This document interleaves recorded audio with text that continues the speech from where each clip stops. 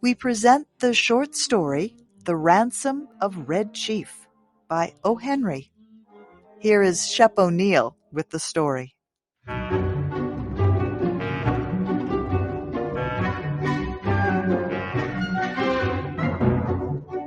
It looked like a good thing.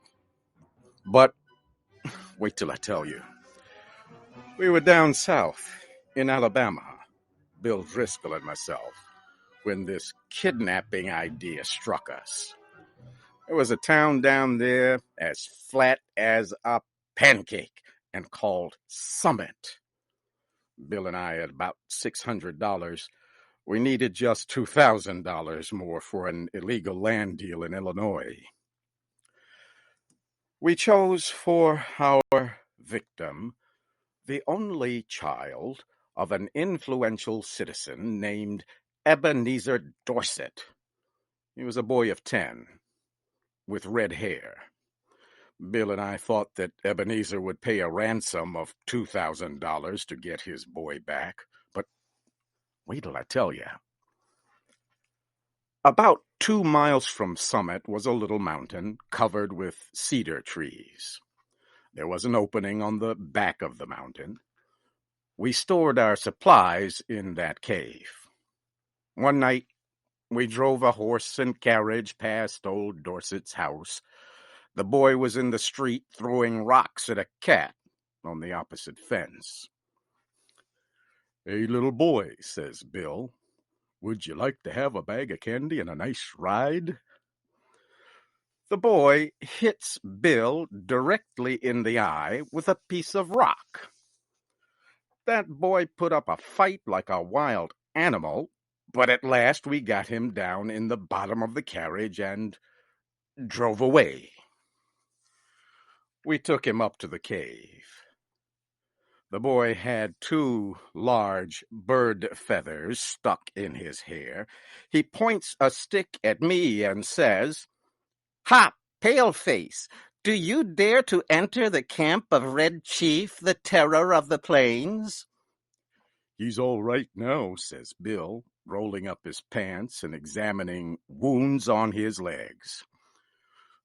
"We're playing Indian. I'm old Hank, the trapper, Red Chief's captive. I'm going to be scalped at daybreak by Geronimo. That kid can kick hard." "Red Chief," says I to the boy, "would you like to go home?" "Oh, what for?" says he. "I don't have any fun at home. I hate to go to school. I like to camp out." "You won't take me back home again, will you?" "Not right away," says I. "We'll stay here in the cave for a while." "All right," says he. "That'll be fine. I never had such fun in all my life."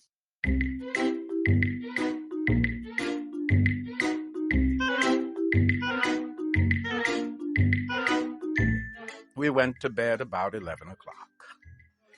Just at daybreak, I was awakened by a series of terrible screams from Bill. Red Chief was sitting on Bill's chest with one hand holding his hair. In the other, he had a sharp knife. He was attempting to cut off the top of Bill's head based on what he had declared the night before. I got the knife away from the boy, but after that event, Bill's spirit was broken. He lay down, but he never closed an eye again in sleep as long as that boy was with us. "Do you think anybody will pay out money to get a little imp like that back home?" Bill asked. "Sure," I said. "A boy like that is just the kind that parents love. Now, you and the chief get up and make something to eat while I go up on the top of this mountain and look around." I climbed to the top of the mountain. Over toward Summit, I expected to see the men of the village searching the countryside, but all was peaceful. Perhaps says I to myself. It has not yet been discovered that the wolves have taken the lamb from the fold. I went back down the mountain. When I got to the cave, I found Bill backed up against the side of it. He was breathing hard, with the boy threatening to strike him with a rock. He put a red-hot potato down my back, explained Bill, and then crushed it with his foot. I hit his ears. Have you got a gun with you, Sam? I took the rock away from the boy and ended the argument. I'll fix you, says the boy to Bill. No man ever yet struck the Red Chief but what he got paid for it. You better be careful. After eating, the boy takes a leather object with strings tied around it from his clothes and goes outside the cave, unwinding it. Then we heard a kind of shout. It was Red Chief holding a sling in one hand. He moved it faster and faster around his head. Just then I heard a heavy sound and a deep breath from Bill. A rock, the size of an egg, had hit him just behind his left ear. Bill fell in the fire across the frying pan of hot water for washing the dishes. I pulled him out and poured cold water on his head for half an hour. Then I went out and caught that boy and shook him. If your behavior doesn't improve, says I, I'll take you straight home. Now, are you going to be good or not? I was only funning, says he. I didn't mean to hurt old Hank, but what did he hit me for? I'll behave if you don't send me home.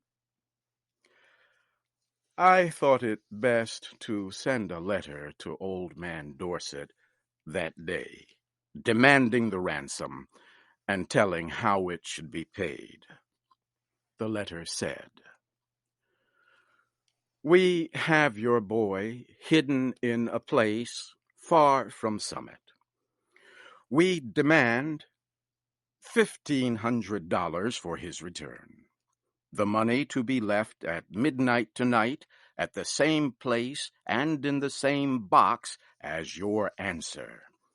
If you agree to these terms, send the answer in writing by a messenger tonight at 8:30.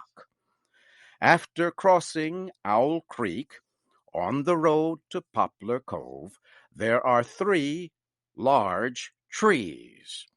At the bottom of the fence, opposite the 3rd tree, will be a small box. The messenger will place the answer in this box and return immediately to Summit. If you fail to agree to our demand, you will never see your boy again. If you pay the money as demanded, he will be returned to you safe and well within 3 hours. I took the letter and walked over to Poplar Cove. I then sat around the post office and store. An old man there says he hears Summit is all worried because of Ebenezer Dorset's boy having been lost or stolen. That was all I wanted to know. I mailed my letter and left. The postmaster said the mail carrier would come by in an hour to take the mail on to Summit.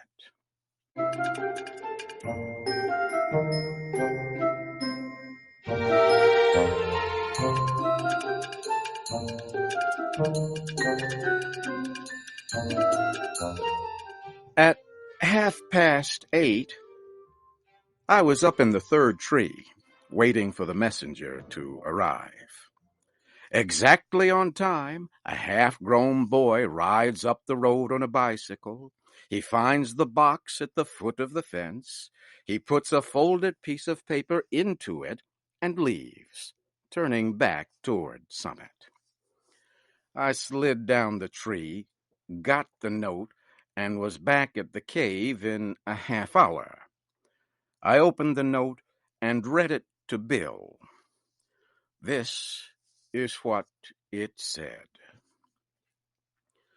Gentlemen, I received your letter about the ransom you ask for the return of my son. I think you're a little high in your demands. I hereby make you a counter-proposal, which I believe you will accept. You bring Johnny home and pay me $250, and I agree to take him off your hands. You had better come at night, because the neighbors believe he is lost, and I could not be responsible for what they would do to anybody they saw bringing him back. Very respectfully, Ebenezer Dorset. Great Pirates of Penzance, says I, of all the nerve! But I looked at Bill and stopped.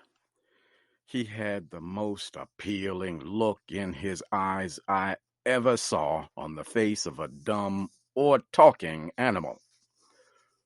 Sam, says he, what's $250 after all? We've got the money. One more night of this boy will drive me crazy. I think Mr. Dorset is making us a good offer. You aren't going to let the chance go, are you? Tell you the truth, Bill, says I. This little lamb has got on my nerves, too. We'll take him home, pay the ransom, and make our getaway. We took him home that night. We got him to go by telling him that his father had bought him a gun, and we were going to hunt bears the next day. It was 12 o'clock when we knocked on Ebenezer's front door. Bill counted out $250 into Dorset's hand. When the boy learned we were planning to leave him at home, he started to cry loudly and held himself as tight as he could to Bill's leg. His father pulled him away, slowly. How long can you hold him? Asked Bill. I'm not as strong as I used to be, says old Dorset, but I think I can promise you 10 minutes. Enough, says Bill. In 10 minutes, I shall cross the central, southern, and middle western states and be running for the Canadian border. And as dark as it was, and as fat as Bill was, and as good a runner as I am, he was a good mile and a half out of Summit before I could catch up with him.